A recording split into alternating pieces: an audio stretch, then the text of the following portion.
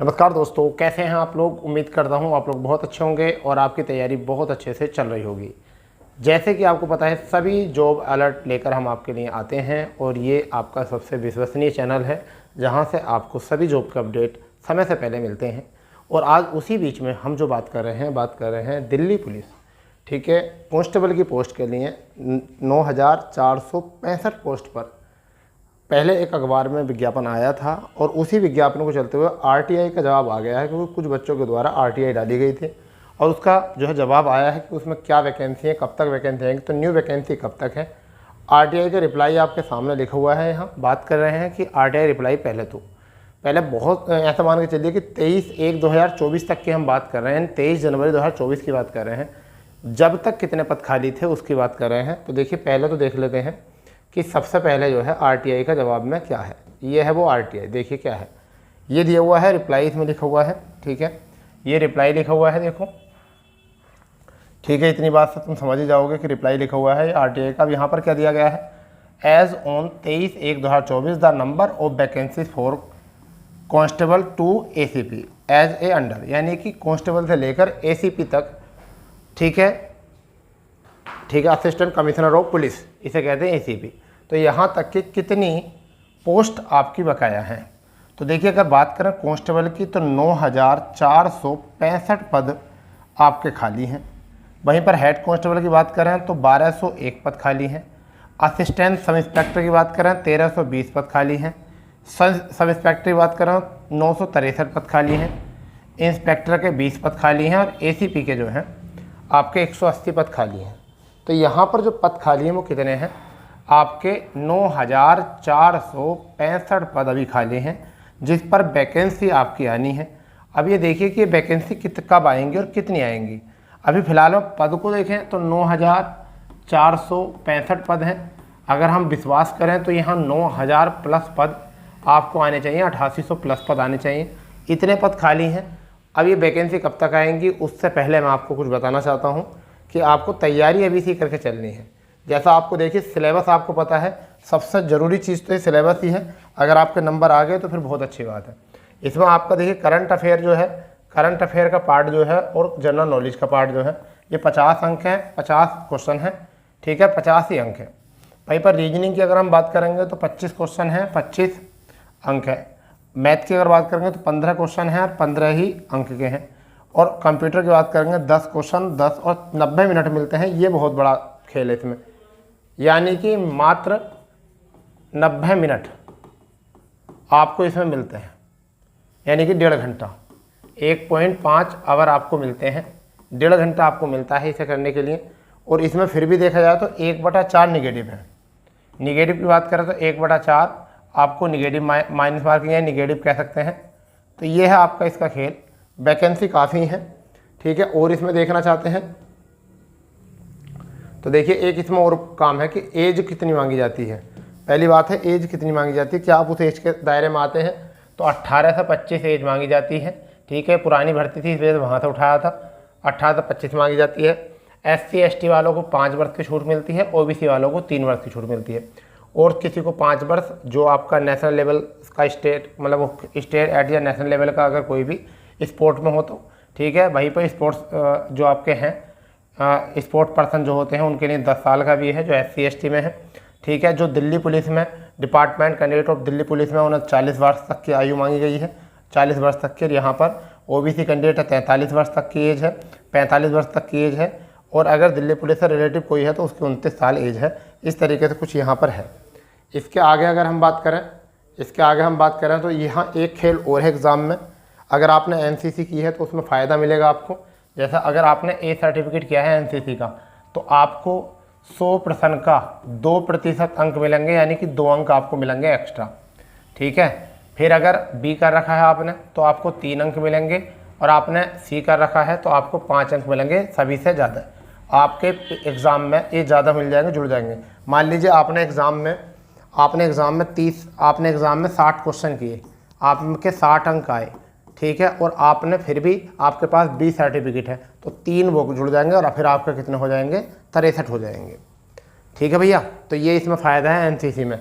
अगर उसके बाद भी अगर कोई आपके पास, अगर आपने क्या है, राष्ट्रीय रक्षा यूनिवर्सिटी से ग्रेजुएशन कर रखा है, राष्ट्रीय रक्षा यूनिवर्सिटी से ग्रेजुएशन कर रखा है, ठीक है, तो फर्स्ट डिवीज़न अगर आपकी है तो 4% अंक मिलेंगे, ठीक है, सेकंड डिवीज़न कर रखी है तो 3% अंक मिलेंगे, और पास कर रखा है तो आपको 2% अंक मिलेंगे, और डिक्टेंशन कर रखी है तो 5% अंक आपको मिलेंगे। तो ये भी एक फ़ायदा होता है अगर राष्ट्रीय रक्षा यूनिवर्सिटी से आपने यहाँ से कोई डिप्लोमा या कोई ग्रेजुएशन सर्टिफिकेट अगर कर रखा है तब, ठीक है भाई। तो ये 2 बेनिफिट हैं इसमें, यहाँ से भी मेरिट ऊपर बढ़ती है, ठीक है। तो ये भी बिना फालतू के ही नंबर मिल जाते हैं कुछ बच्चों को, फालतू को तो नहीं कहेंगे, उन्होंने मेहनत की होती है कभी, मगर परंतु जनरल बच्चों से तो इनके पास नंबर ज़्यादा होते ही हैं, ठीक है। इसके बाद में अगर हम बात करेंगे बेटा तो देखिए ये इसका आपका सिलेबस हो गया, ये आपकी रिप्लाई हो चुका है, ये आपका होता है फिजिकल। यहाँ फिजिकल की बात कर सकते हैं तो एज लिखी हुई है 30 साल, अगर 30 साल तक का कोई व्यक्ति है तो 1600 मीटर उसे 6 मिनट माननी है, ठीक है। और लॉन्ग जंप 14 फीट और हाई जंप जो है आपको 3 फीट 9 इंच। भाई 30 से 40 वर्ष की एज का है तो 7 मिनट में 1600 मीटर रनिंग करनी है। 13 फीट उसके लिए लॉन्ग जंप हो जाती है, हाई जंप 3 फीट 6 इंच हो जाती है।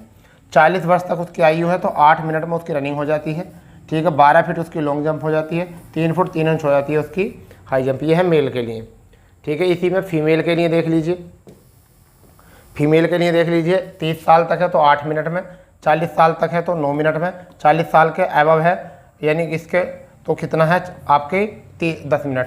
10 फीट लॉन्ग जंप, ठीक है, 9 फीट लॉन्ग जंप 40 साल तक, और 8 फीट लॉन्ग जंप यहाँ पर। हाई जंप 3 फीट 2.9 इंच, ठीक है, और ये 2 6 इंच यहाँ से हो जाएगा। ये महिलाओं के लिए है।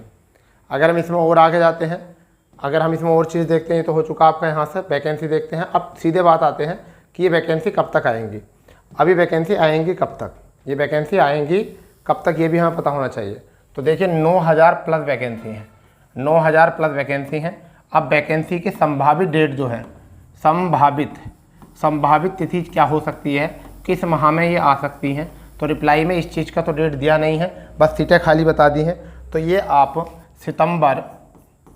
सितंबर अक्टूबर में आप इसको देख सकते हो, सितंबर अक्टूबर में आप इसे देख सकते हो। सितंबर अक्टूबर 2024 को आपकी वैकेंसी आपको देखने के लिए मिल जाएंगी, और उसके 2 महीने बाद ही यानी कि दिसंबर और जनवरी में आपका जो है ये एग्ज़ाम हो जाएगा इसका, ठीक है।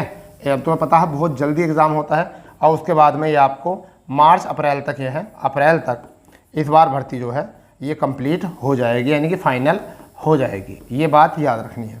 तो ये अक्टूबर सितंबर में भी आ सकती है, वैसे चांसेस सितंबर में आने के ज़्यादा हैं, सितंबर में आने के चांसेस जो है ज़्यादा है वैकेंसी के। तो 9000 वैकेंसी हैं, तैयारी कर लीजिए। जिन बच्चों ने करी तैयारी यूपी पुलिस की थी, मेरे यहाँ पे बहुत सारे ऐसे बच्चे थे जो यूपी पुलिस की तो तैयारी करना आए थे, और यूपी पुलिस के चक्कर में वो चले कहाँ चले गए, वो चले गए दिल्ली पुलिस में, क्योंकि दिल्ली पुलिस में उन्हें ज़बरदस्ती तो पेपर को बोला गया कि दिया वो पेपर दिया, उन्होंने कहा नहीं नौकरी करनी है यूपी पुलिस में। मगर बाद में जब कहा कि चलो भाई पेपर दिया हो कोई चिंता नहीं है, पेपर में और हो जाएगा तो अच्छी बात, और उनका हो भी गया सिलेक्शन। तो भाई ऐसा ही है, ऐसा ही हो सकता है कि आपका अभी उत्तर प्रदेश पुलिस क्या पता और लंबी पहुँचे, डिले पहुँच सकती है, इसलिए तैयारी आपने इसकी करके रखी है। तो अब आपके पास ऑफर ही ऑफर है, RPF आपके पास ऑफर है, आपके पास यूपी पुलिस आपके पास ऑफर है, ठीक है, आपके पास दिल्ली पुलिस अब आपके पास ऑफर है, SSC GD आपके पास ऑफर है, ठीक है। तो आप बताइए जो अगर 170 हाइट आपकी है तो आप तो बल्ले बल्ले है आपकी, तो आपके पास तो मौके ही मौके हैं। अब तो ऐसा हो रहा कि दोनों हाथों में लड्डू हैं, ठीक है, दोनों हाथों में लड्डू हैं। चॉइस अब आपकी रहेगी इसमें, ठीक है। जिसकी तैयारी नहीं है वो ही रह रहा है नौकरी से, वरना जिन लोगों की तैयारी है वो तो नौकरी पर चले गए हैं दिल्ली पुलिस में भी, और चले जाएंगे यूपी पुलिस में भी, ठीक है। तो कहने का मतलब ये है कि जो लोग कमज़ोर होते हैं वो नसीब को सामने लेकर आते हैं कि साहब हमारा नसीब ख़राब था, हमारा ये ख़राब था, ऐसा वैसा वैसा। मगर ये नसीब जो होता है ना, एक क्या होता है, नसीब किस्मत ये केवल एक आश्वासन होता है। क्या होता है, एक भरोसा होता है, एक आश्वासन होता है। जब हार जाते हैं तो किसी को आश्वासन देने के लिए ही कहते हैं तुम्हारी किस्मत में नहीं था, तुम्हारे नसीब में नहीं था। वरना जिस एज में तुम हो उस एज में कोई भी नसीब नहीं होता है, ठीक है। कोई नसीब नहीं माना जाएगा ना कुछ माना जाएगा, क्योंकि अपनी मेहनत से उसे बदला जा सकता है, ठीक है। ये तो केवल मन को समझाने के लिए है, ठीक है भाई। तो चलिए कोई बात नहीं है, आप लोग मेहनत करिए, और आपके देखिए संभावनाएं हैं।